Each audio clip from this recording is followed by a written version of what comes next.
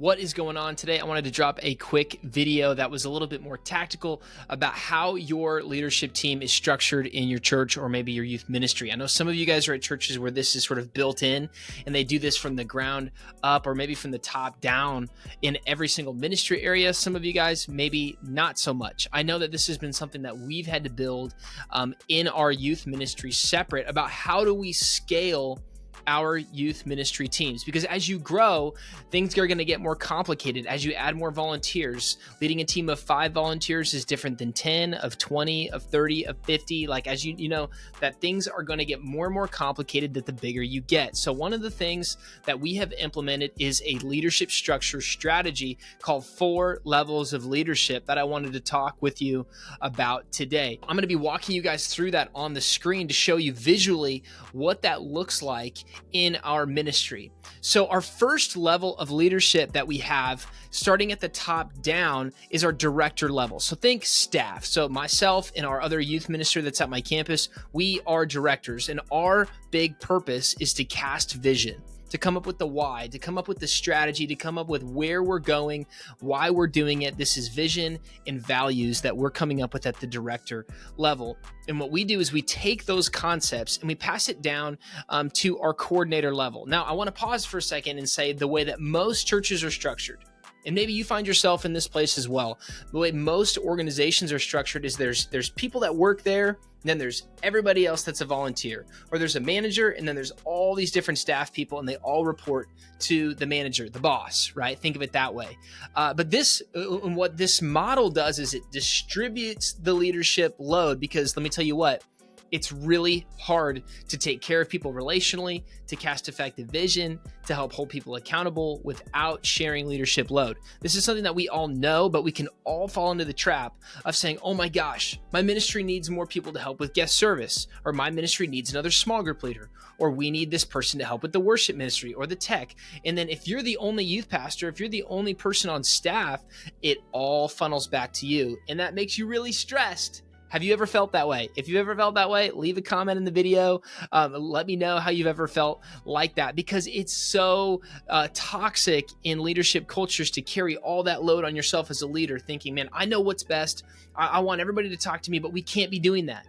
And one of the ways that we can distribute that is as directors place underneath of us coordinators. And what coordinators do, which are really high-level volunteers, is that they help come up with not just the why, but they help come up with the how. They come up with some strategy. They help us come up with tactics and really say, hey, this is what we want to do. For example, with guest services, we want to have an amazing experience for students from the street to the seat, from when they get dropped off in the parking lot, when they get dropped off at our doors, all the way to when they sit in the seat in our large group, or when they go to their small group, all the way to when they leave. We want to have guest service have a great experience, because the way people feel when they're in church matters. That's a great example of that.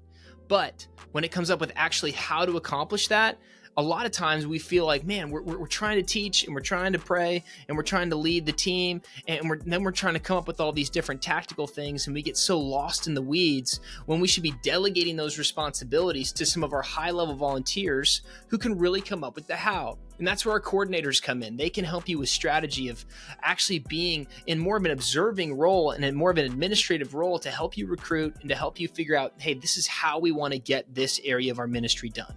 Whether it's distributing food at your cafe or whatever that looks like for you, to guest services, to worship ministry, to tech ministry, all the way into your small group ministries and more of your discipleship type ministries and as part of your church as a whole. There's all these different areas where this can apply in almost every single ministry zone.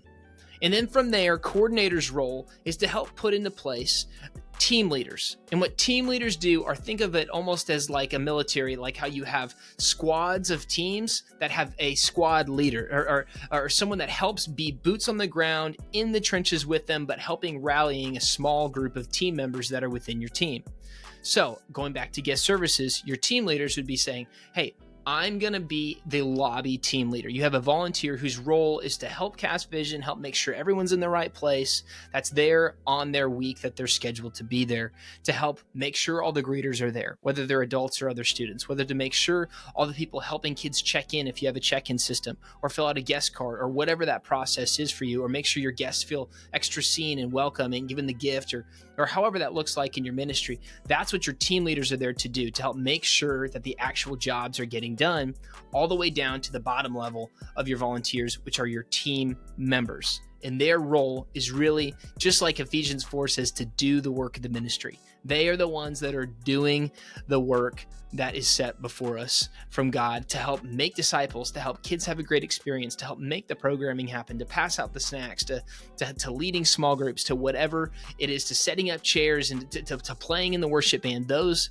are the people that are team members that are actually doing that hard work of the ministry on the very front lines of what we do. So I hope that this was a helpful way to break that down. So, and maybe just a couple questions as you're walking away. Man, where does my ministry fit into this? One question: what do you need to add to your team? What do you need to add to your team? Is it a role that you need to add? You're saying, hey, right now it's me and a bunch of team members. I know I was there a few years ago where I was like, man, we really need to think through getting coordinators, high-level volunteers who can help me administrate and help me communicate and help me recruit for these teams plugged into these different ministry areas. But for you, maybe you have that, but really you haven't really figured out how to focus on the development of your team members through team leaders, because that's a huge thing that we did. And this is going to be a whole nother video on small group coaching, or small group team leaders is what we call ours, our small group coaches, of high-level small group leaders who can help invest in and do coaching and development conversations around what's happening in small groups, that I'm not, as a staff person, the only one having those, or other youth minister as a staff person aren't the only one having those kind of conversations with our team members, but that our team leaders get to share in that development and share in that leadership role that we need so desperately. So that's a question: is what do you need to add to your team? But also, who do you need to add next? I think for every single one of us, if you ever watch a video or listen to a podcast, to make a next step for you to not just consume information, but to apply it and to put it into practice. So that's going to be my question I'm going to leave you with on this video. What's your next step? What role on your team do you need to add next? I encourage you to take a few minutes, write some things down, and God bless you in your ministry, and keep up the amazing work of investing in people and making disciples. Thanks, and we'll see you on the next one.